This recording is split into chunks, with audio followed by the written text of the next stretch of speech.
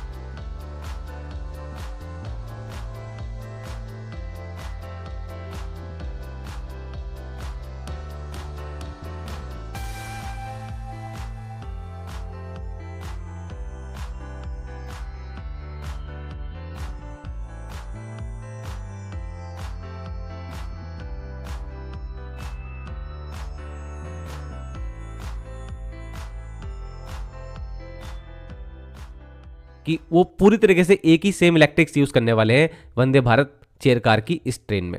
आप देख सकते हैं लोको पायलट्स के लिए भी टॉयलेट्स अवेलेबल थी।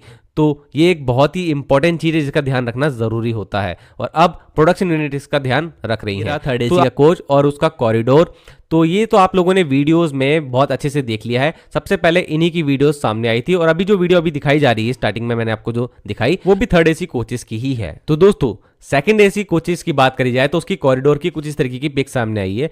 ये रहा सेकंड एसी कोच, तो इस तरीके का दिखता है। बाकी इसकी और भी अगर पिक्स सामने आएंगी तो जरूर से अगली वीडियोस में जरूर दिखाऊंगा। अब ये रही फर्स्ट एसी कोच की फोटो, तो ये मैंने पहले भी दिखाई थी और अब कुछ और नई तरीके से सामने आई है। आप इसको देख सकते हैं, इस कोच में भी बारीकी से काम किया गया है, और जो पैसेंजर है उसकी एक एक चीज का जो फीडबैक अभी तक भारतीय रेलवे के पास था उसके अकॉर्डिंग इसको डिजाइन किया गया, जहां तक मुझे लगता है।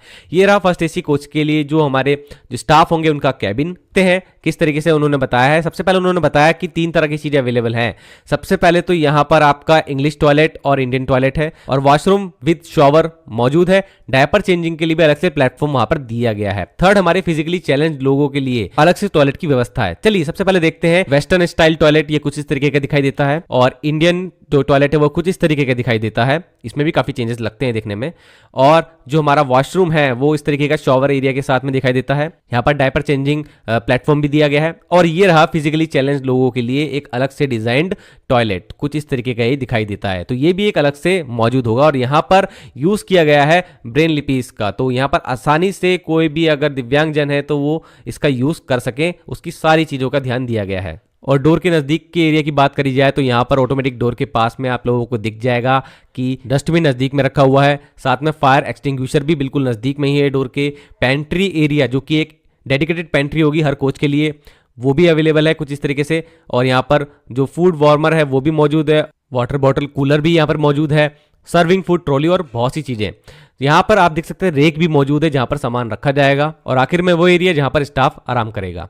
तो आई होप दोस्तों आप लोगों को इंटीरियर अच्छे लगे होंगे और समझ में भी आए होंगे किस तरीके से इस ट्रेन को डिजाइन किया गया है। आगे भी इस तरीके की वीडियोस आती रहेंगी। आज के लिए इतना ही। वंदे मातरम, भारत माता की जय।